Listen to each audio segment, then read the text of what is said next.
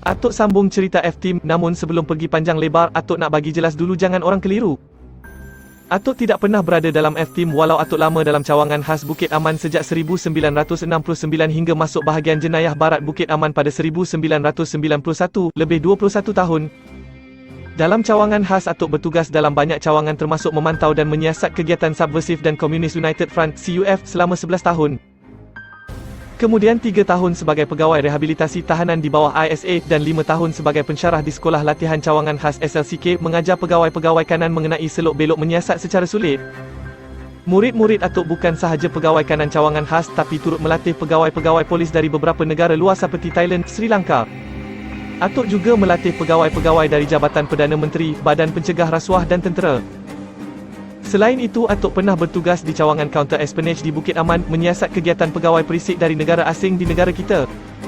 Atuk pernah tangkap 2 orang pegawai perisik dari negara asing, tapi tak boleh nak jelaskan dari negara mana sebab itu rahsia dan ia boleh menjejaskan hubungan dua hala. Mungkin Atuk boleh cerita taktik yang perisik asing guna untuk mendekati rakyat kita, termasuk kaki tangan kerajaan untuk mencuri maklumat berperingkat dari jabatan-jabatan kerajaan termasuk Jabatan Perdana Menteri, Polis dan Tentera. Cerita-cerita ini Atuk KIV hingga kemudian hari. Berbalik kepada F-Team, walau Atuk bukan dari tim tersebut, tapi Atuk punya maklumat terperinci mengenai segala aktivitinya. Atuk perolehi dari sahabat baik Atuk Kamarudin Hashim atau Kenny. Dia sendiri telah menceritakan secara detail kepada Atuk dan meminta Atuk menulis mengenainya, sekurang-kurangnya untuk bagi tahu rakyat apakah peranan cawangan khas khususnya F-Team dalam memerangi PKM. Dulu masa kerja kami tak ada peluang untuk bercerita sebab semuanya rahsia, tapi kini jangka masa telah melebihi 25 tahun, segala rahsia yang lama-lama dah boleh didedah kepada orang ramai, semua laporan ada tersimpan di arsip negara. Semasa menulis cerita mengenai F-Team, Atuk akan selitkan latar belakang mengenai PKM yang ada dalam kepala Atuk melalui pengalaman 21 tahun dalam cawangan khas. Sedikit latar belakang mengenai Tuan Kamarudin Hashim, dia squadmate Atuk sama-sama masuk latihan polis pada 16 Jun 1969. Asalnya dari Johor, kampungnya Minyak Beku di Batu Pahat. Dia berasal dari keluarga ternama dan dihormati, keturunan Daeng dan membawa gelaran orang kaya Daeng. Bapanya, datuknya, moyangnya semua membawa gelaran orang kaya Daeng di pangkal nama masing-masing. Hanya Kamarudin tak suka bawa title tersebut. Dia orangnya sederhana, ramah, tidak meninggi diri. Dia lebih selesa orang panggil Kenny, dan di kalangan kami yang rapat dengannya dia tak kisah kami panggil dia Ah Chong, sebab muka macam Cina. Dari semenjak latihan di Maktab Polis dulu kami dah panggil dia Ah Chong, sampailah sekarang. Kenny bukan berpangkat besar, mungkin rezekinya hanya setakat DSP semasa bersara pilihan sendiri selepas berkhidmat lebih 23 tahun.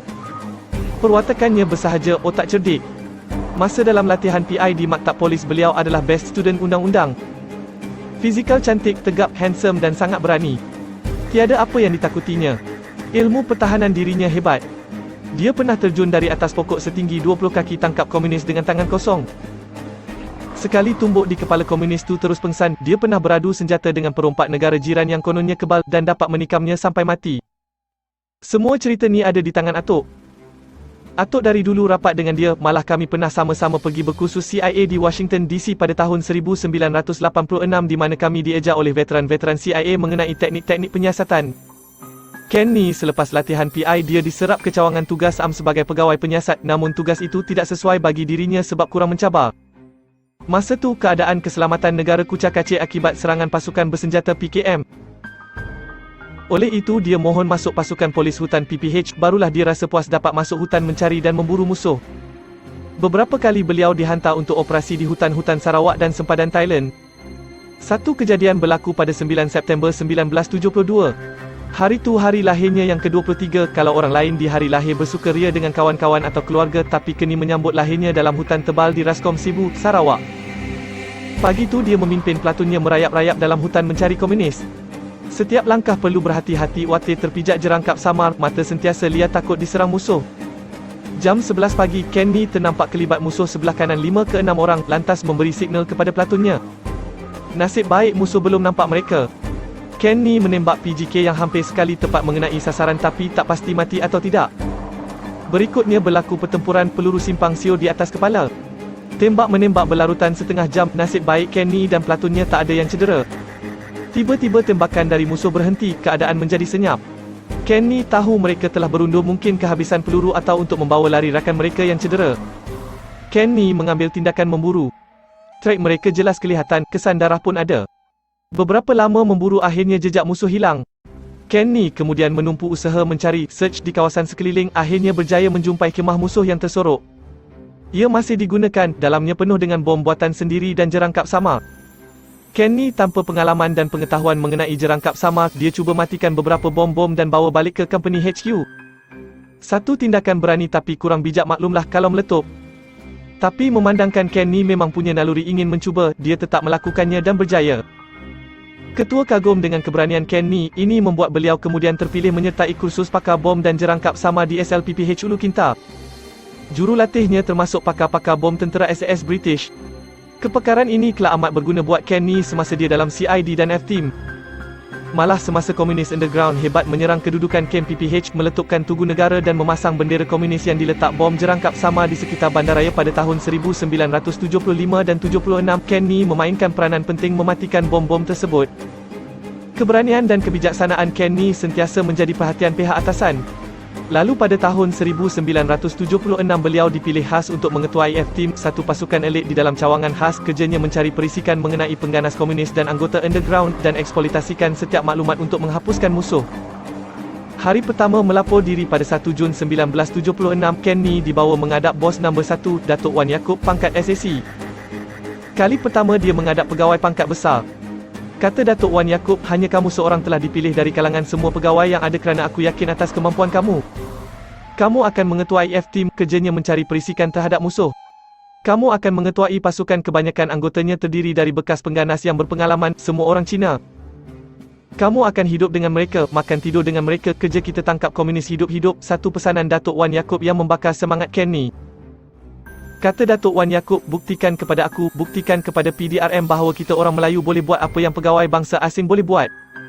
Kita juga boleh menembusi organisasi musuh, kita juga boleh mendapat maklumat taktikal. Kita juga boleh menangkap musuh hidup-hidup. Selama ni kerja-kerja tu banyak dilakukan oleh pegawai-pegawai Cina sahaja. Kenny menyimpan tekad untuk merealisasikan amanat Datuk Wan Yaakob. Kenny sangat kagum dengan apa yang dia lihat dalam cawangan khas. Tak terfikir olehnya cawangan khas punya setup yang begitu sophisticated dan cara kerja yang begitu unkonvensional. Sebelum tu, fikir Kenny, cawangan khas kerjanya mudah, cari maklumat, tulis report dan edar kepada pasukan on the ground seperti polis hutan atau tentera biar mereka ambil tindakan. Sekarang baru dia tahu kerja dalam cawangan khas adalah lebih mencabar berbanding dalam PPH dan tugas baru ini amat bersesuaian dengan jiwanya. Pada hari pertama melapor diri, selepas saja beliau diperkenalkan kepada pegawai-pegawai dan kaki tangan dan diberi taklimat, Kenny telah diberi tugasan pertama. Pada hari itu juga, selepas makan tengah hari beliau disuruh tukar pakaian, pakai macam orang kampung dengan baju lusuh. Beliau dibawa menaiki satu van buruk, dalam van ada basikal buruk. Beliau dibawa pergi ke Kampung Paya dalam satu perkampungan di sebelah Batu Caves. Di hujung kampung ada kawasan bekas lombong yang sangat luas, ada jalan tanah merah dan trek-trek kecil. Kenny diarah menaiki basikal seorang diri, jelajah seluruh kawasan lombong dengan basikal, masuk setiap lorong dan trek dan buat pemerhatian keadaan di situ. Beri tumpuan kepada rumah-rumah, pondok-pondok dan kemah-kemah yang ada di situ. Seharian beliau mengayuh basikal sampai lenguh kaki, maklum dah lama tak naik basikal. Beliau hanya berseorangan, pistol pun tak bawa. Kawasan lombong sangat luas, tak ramai penduduk, ada kelihatan pondok-pondok yang didiami orang Cina. Separuhnya hanya kemah-kemah buruk dari kain kanvas, terdapat kandang-kandang babi, kolam-kolam ikan, kebun sayur yang semuanya diusaha oleh orang Cina. Sekali-sekala ada kereta atau lori kecil lalu membawa masuk barangan. Hampir senja baru Kenny kembali ke hujung Kampung Paya dalam dan van tadi dengan pemandu budak Cina SDO sedia menunggu. Beliau balik ke mes tempat pegawai bujang duduk. Esoknya beliau ke pejabat dan diberi taklimat lagi mengenai penugasan sebenar, apa yang dicari dan apa yang diperhati.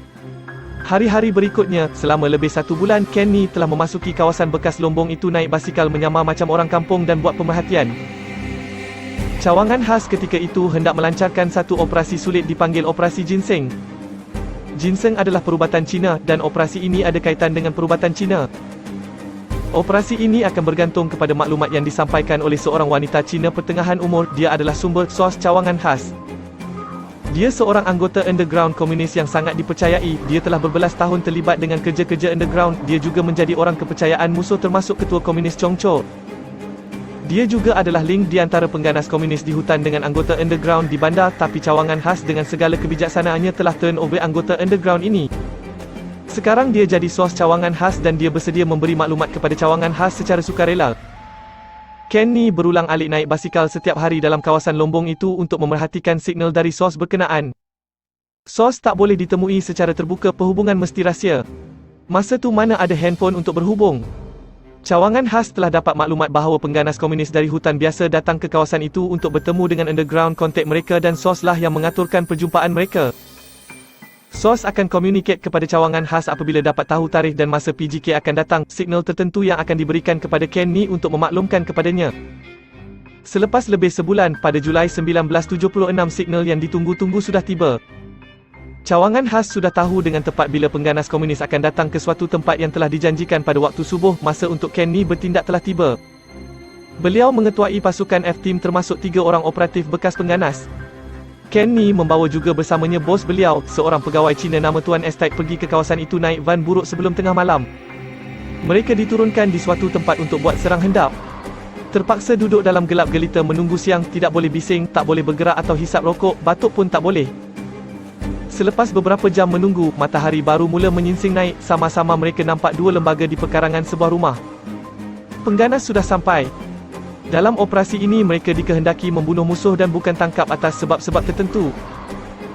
Kenny target satu pengganas, Tuan Estate target seorang lagi, sama-sama mereka melepaskan tembakan dan membunuh kedua-dua pengganas serta-merta. Rupanya ada seorang lagi pengganas, dia keluar dari rumah terjun ke bawah tebing berlari ke arah kawasan lombong, ada sebuah sampan di sana, mungkin pengganas komunis datang naik sampan. Kenny terus mengejar kira-kira 300 meter berjaya merapatkan diri lalu menembak mati pengganas ketiga. Itulah hasil kejayaan pertama Kenny dalam F-Team. Dia berasa sangat puas dengan kejayaan itu. Ia hasil titik peluhnya sendiri mencari dan membina maklumat, terpaksa berkayuh naik basikal saban hari selama 1 bulan lebih dalam kawasan bekas lombong yang dihuni penduduk Cina. Mungkin ramai di antara mereka adalah penyokong komunis, akhirnya menghasilkan 3 orang pengganas komunis ditembak mati. Ini baru permulaan, akan ada banyak lagi operasi yang dijalankan oleh Kenny bersama F-Teamnya. Operasi ginseng pun tidak berakhir di situ saja. Sos separuh umur penjual ginseng terus bekerjasama dengan cawangan khas, banyak lagi maklumat yang dia salurkan. Malah kejayaan cawangan khas menangkap lebih ramai pengganas termasuk ketua mereka Chong Cho adalah hasil kebijaksanaan cawangan khas mengendali sos penjual ginseng. Ada banyak lagi cerita dari Atuk, tunggu.